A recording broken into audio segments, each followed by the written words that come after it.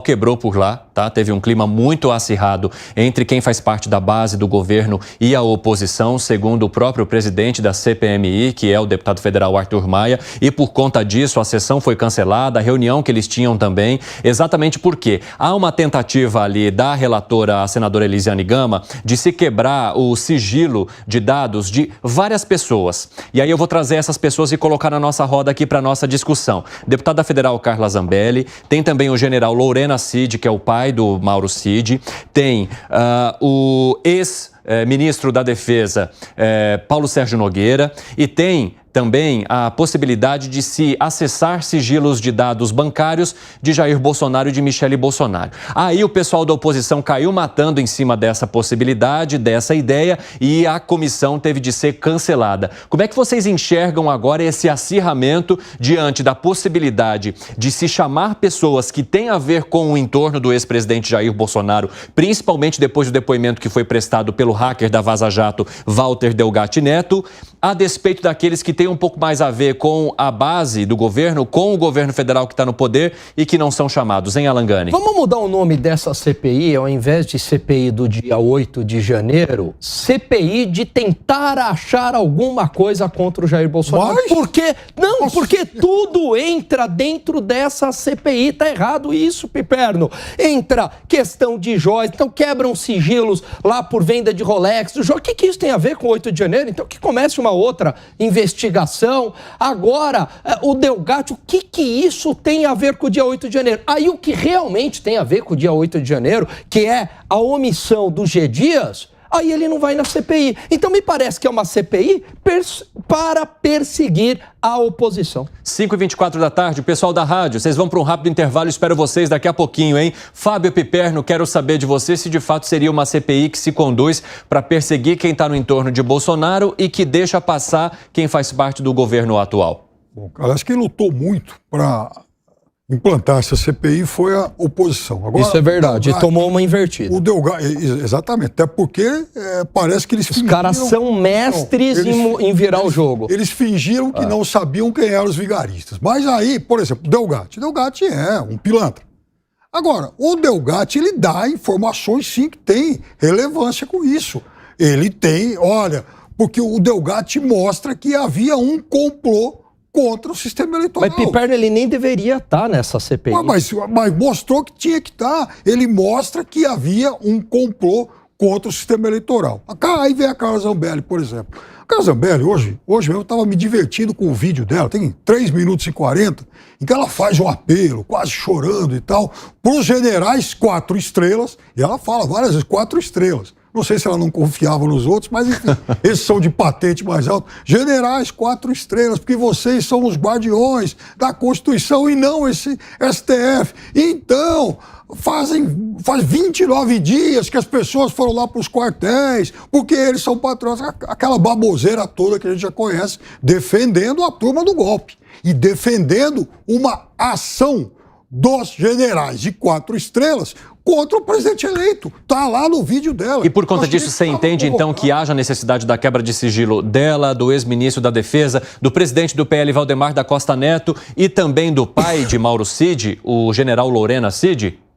Eu acho que, por exemplo, no caso dela, o vídeo já é autoexplicativo. No caso do Valdemar, ele já se arrependeu, inclusive, daquela farsa que o PL ajudou a orquestrar da auditoria argentina, que lhe custou, inclusive, uma multa de 22 milhões de reais. E isso não tem nada a ver com 8 de janeiro. A farsa existiu. Assim, me parece que é um duplo padrão nessa CPI. Absurdo. Absurdo esse duplo padrão. É escancarado. Se ele já foi condenado por essa farsa circo que alimentava a turma do 8 de janeiro, então é óbvio. Eu não vejo esse duplo padrão na CPI do MST. Então, eu não vejo esse duplo padrão na CPI do MST. Então, o Valdemar tem que explicar por que o partido dele deu aval a isso aí. Fala, Segré. O clima não está somente acirrado na CPMI, está aqui... mas aqui é todo dia. É todo dia. Aqui, se não tivesse acirrado, eu trago um termômetro, coloco debaixo do braço deles para ver se eles estão bem. Eles se inspiraram na gente. Tomara que não. Mas a dúvida é assim, talvez, depois de uma declaração dessas pessoas, seja necessário que as autoridades da CPMI entendam como necessário a quebra do sigilo. Mas fazer uma quebra de sigilo antes de ouvir a pessoa, me parece mais um sistema de ir atrás da pessoa. Mas o que está acontecendo, Segré? O que alega a senadora Elisiane Gama, que é relatora? Ela diz que para os entrevistados, os depoentes que foram até agora, e o pessoal da rádio está de volta, viu? Bem-vindos de volta, bem-vinda você que chega agora.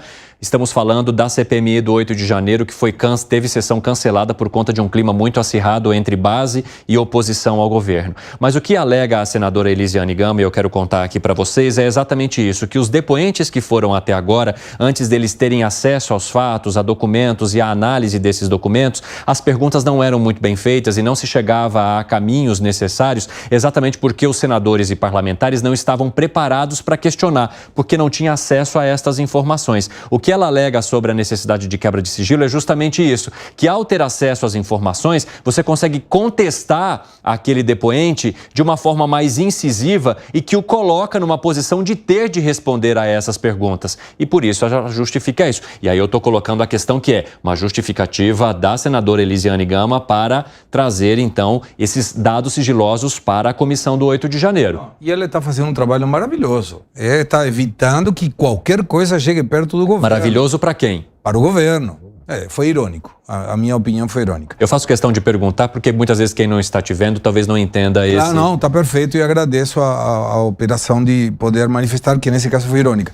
Mas G. Dias não precisaria ter também o sigilo quebrado? Claro. Para saber, as conversas. Talvez não dê nada, talvez ela seja o Espírito Santo, G. Dias. Mas não seria interessante também? Vamos lá, vamos avaliar todos os casos. O que os deputados e senadores não estão entendendo, que essa disputa de oposição e governo é uma questão interna da oposição do governo. Nós somos humildes cidadãos que queremos saber a verdade. E se a verdade identifica que teve gente vinculada ao presidente Bolsonaro, que foi conspirativo e que foi atrás de um golpe de Estado, eles devem ser justiciados, sentenciados, condenados, o que for. Mas se tiver alguém do governo que também fez alguma coisa errada, a gente também quer que seja a mesma coisa. Mas é por isso que o barraco quebrou lá hoje, porque a oposição quer levar pessoas também que são da situação e que por enquanto não conseguiram que fossem aprovadas, exatamente porque há uma maioria de base de governo federal. Olha só, Piperno, que loucura. Querem quebrar o sigilo do Valdemar da Costa Neto e do G. Dias, que as imagens falam por si só.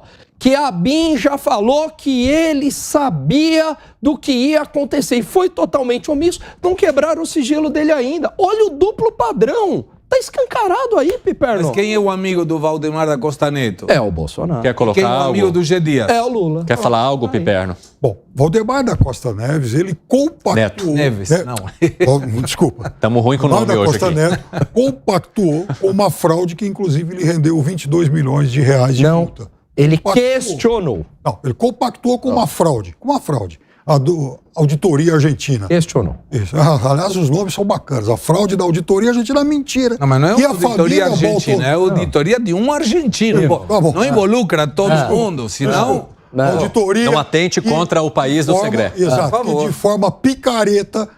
alguns, e não são todos, pelo amor de Deus, mas alguns picaretas do PL foram encomendar sabendo que aquilo era uma farsa. Piperno, mas eu queria tirar uma dúvida com você. Você concorda com esse argumento da senadora Elisiane Gama, que com dados se tem contestações melhores? Com dados se tem contestações uma questão justifica a outra? Mas aí está o negócio. Eu não vejo como, até do ponto de vista legal, você sair pescando dado de todo mundo antes de ouvi-lo. Em relação a isso, eu concordo. Tem a ver com aquele tema que você usa, o termo Fishing Expedition.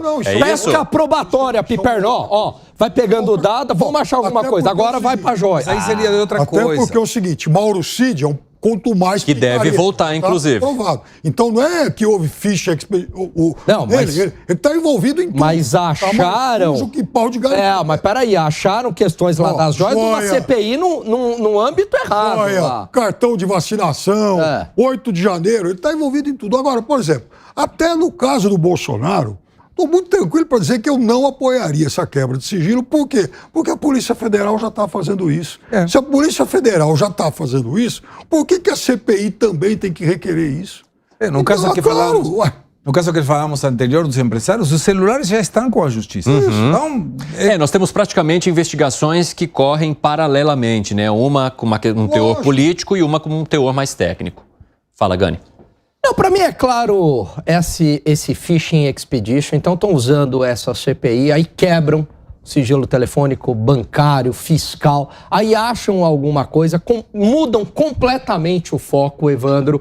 Então, de repente, começa uma discussão de joia, de Rolex, de questionamento de urna, lá do Delgatti. E aí você fala, mas peraí, inclusive ao ler esse tipo de notícia, você fala assim, não, mas peraí, isso está em que âmbito aí? Em qual investigação? Você fala, nossa, na CPI do 8 de janeiro, mas o que isso tem a ver? Né?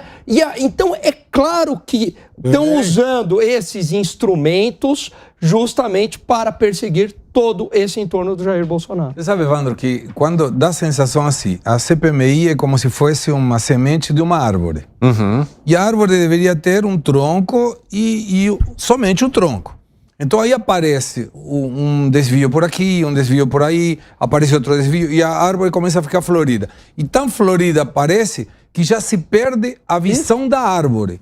Não enxergamos mais a árvore. O que estamos enxergando é que buscamos aqui para desviar a atenção e o objetivo da CPMI é desvirtuada, porque, de novo, senadores e deputados, com todo o respeito do mundo, o que a gente quer não é culpar uma parte ou culpar a outra, queremos saber a verdade. E para isso precisamos que os senhores tenham maior objetividade. Agora eu quero fazer um giro muito rápido aqui com vocês e objetivo do jeito que a gente gosta de fazer. Vocês entendem que o fato de Delgatti Neto não ter credibilidade exatamente por conta dos crimes que ele já cometeu e por todos os questionamentos que foram feitos em relação à atuação dele, o depoimento dele justifica todas as ações que são tomadas pela CPMI? Ou seja, o depoimento de uma pessoa que é considerada sem credibilidade justificaria a quebra de sigilo de tantas outras pessoas que estão também no entorno de Jair Bolsonaro, hein, Fábio Piperno? Ótimo tema.